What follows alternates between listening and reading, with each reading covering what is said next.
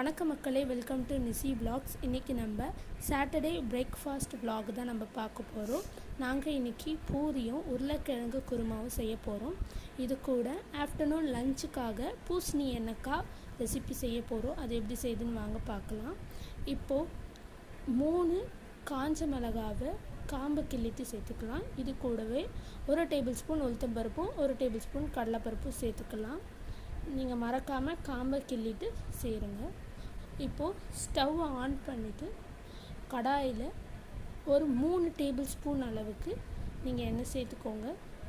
கடாய் நல்லா சூடான உடனே எண்ணெய் சேர்த்துக்கலாம். இந்த மாதிரி காம்பை நல்லா கிள்ளி வச்சுக்கோங்க. இப்போ பாருங்கள், 3 டேபிள் ஸ்பூன் நல்லெண்ணெயை நீங்கள் சேர்த்துக்கோங்க. நல்லெண்ணெய் சேர்த்துக்கலாம், இல்லாட்டி நீங்கள் உங்கள் குக்கிங் பர்பஸ்க்கு யூஸ் பண்ணுற எண்ணெயை சேர்த்துக்கலாம். எண்ணெய் நல்லா சூடான உடனே 1 டீஸ்பூன் கடுகு நீங்கள் சேர்த்துக்கோங்க. கடுகு நல்லா பொரிஞ்சு வந்த உடனே நீங்கள் நல்லா வதக்கி எடுத்துக்கலாம். இது கூட நம்ம 3 காஞ்ச மிளகாவை 2ஆக கிள்ளி போட்டுக்கணும். போட்டு நல்லா வதக்கி எடுத்துக்கணும். நல்லா வறுபட்ட உடனே நம்ம உளுத்தம்பருப்பையும் கடலைப்பருப்பையும் சேர்த்து நல்லா வறுத்துக்கலாம். அது நல்லா கோல்டன் ப்ரௌன் வந்த உடனே நம்ம பூசணிக்காவை சேர்த்துக்கலாம். இப்போ நல்லா வதக்கி எடுத்துக்கோங்க.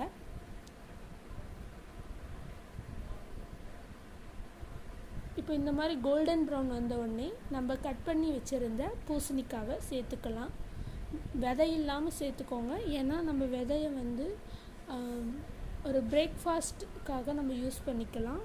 லைக் புட்டிங் அண்டு இந்த லட்டு மாதிரி செய்கிறதுக்கு அந்த பம்கின் சீட்ஸை நம்ம யூஸ் பண்ணிக்கலாம். இந்த மாதிரி நல்லா வதக்கி எடுத்துக்கோங்க. நம்ம வறுத்து எடுத்த காஞ்ச மிளகா அது கூடலாம் சேர்த்து இதை நல்லா பரட்டி எடுத்துக்கலாம். இது கூடவே 1 டீஸ்பூன் அளவுக்கு மஞ்சத்தூளும் தேவையான அளவுக்கு உப்பும் தண்ணியும் சேர்த்து நம்ம நல்லா வேக விடலாம். தேவையான அளவுக்கு தண்ணி சேர்த்துக்கோங்க. அதிகமாக சேர்த்தா தண்ணி நிறைய இருக்கிற மாதிரி உங்களுக்கு இருக்கும். இப்போது இதை தட்டு போட்டு நம்ம வேக வைக்கலாம். நாங்கள் இந்த கிளாஸ் அளவில் 2 மடங்கு தண்ணி ஊற்றியிருக்கோம். இப்போது மார்னிங்கிறதுனால நாங்கள் டீ குடிக்கலான்னு இருக்கோம். இது நாங்கள் பழசை யூஸ் பண்ணிகிட்டு இருந்த 2 டீ கிளாஸ். எங்கள் அம்மா இந்த வாட்டி கடைக்கு போனதுனால யூனிக்காக இந்த மாதிரி 2 கிளாஸ் இருக்குது அப்படின்னு புதுசாக ஃபேமிலிக்காக 2 கிளாஸ் வாங்கிட்டு வந்திருந்தாங்க. இப்போ வாங்க பூரிக்காக உருளைக்கிழங்கு குருமாவை எப்படி செய்யுதுன்னு பார்க்கலாம். அதுக்காக உருளைக்கிழங்கை குக்கரில் தண்ணி ஊற்றி வேக வச்சாச்சு. இப்போது இந்த கரண்டியில் 2.5 கரண்டி கோதுமை மாவை நாங்கள் சேர்த்துருக்கோம். வீட்டிலே அரைச்ச கோதுமை மாவு தான். இதில் இப்போது தேவையான அளவுக்கு உப்பும் தேவையான அளவுக்கு சர்க்கரையும் சேர்த்துக்கோங்க. சேர்த்து அதை நல்லா ஒரு வாட்டி ரஃப்பாக மிக்ஸ் பண்ணிவிட்டு அதுக்கப்புறமா தேவையான அளவுக்கு தண்ணி ஊற்றி நல்லா கைவிட்டு பிசைஞ்சிக்கலாம். இந்த மாதிரி கொஞ்சம் கொஞ்சமாக தண்ணி ஊற்றி பிசையணும்.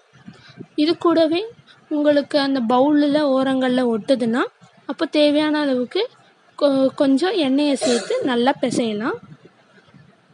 இந்த மாதிரி நல்லா பிசைஞ்ச உடனே தட்டு போட்டு மூடி வச்சிடலாம்.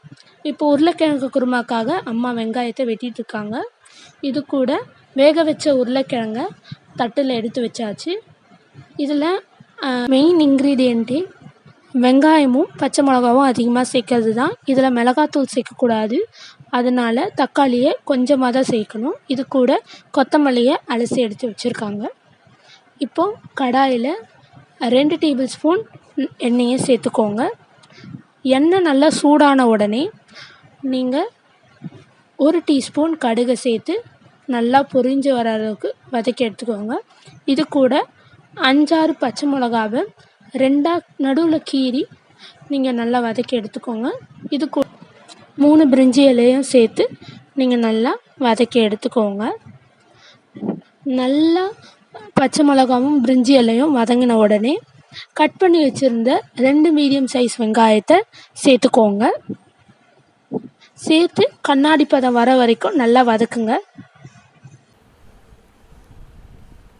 இப்போது கண்ணாடி பதம் வர வரைக்கும் நல்லா கடாயில் வதக்கி எடுத்துக்கோங்க. ஓரளவுக்கு கண்ணாடி பதம் வந்த உடனே நீங்கள் 1 டீஸ்பூன் இஞ்சி பூண்டு விழுதை சேர்த்து நல்லா வதக்குங்க. நல்லா வதங்கி வந்த உடனே பாதி தக்காளியை இது கூடவே நம்ம சேர்த்துக்கலாம். இந்த நேரத்திலே நீங்கள் தேவையான அளவுக்கு உப்பு சேர்த்துக்கலாம், இல்லை லாஸ்ட் மினிட்டில் கூட நீங்கள் உப்பு சேர்த்துக்கலாம். இப்போ தக்காளியை சேர்த்து நல்லா வதக்கி எடுத்துக்கலாம். இப்போ இந்த மாதிரி வதங்கி வந்த உடனே வேக வச்சுருந்த உருளைக்கிழங்கு சேர்த்து நல்லா மிக்ஸ் பண்ணிக்கோங்க. இந்த மிக்சரும் உருளைக்கிழங்கும் நல்லா மிக்ஸ் ஆன உடனே நீங்கள் தேவையான அளவுக்கு தண்ணி ஊற்றி வேக வைக்கலாம். லாஸ்ட்டாக நீங்கள் கொத்தமல்லி தலையை போட்டு நீங்கள் இறக்கிடலாம். இப்போது அம்மா தேவையான அளவுக்கு தண்ணி ஊற்றி வேக விடுறாங்க. இந்த நேரத்தில் கொஞ்சம் தேவையான அளவுக்கு 1.5 டீஸ்பூன் மஞ்சத்தூளை சேர்த்துக்கலாம்.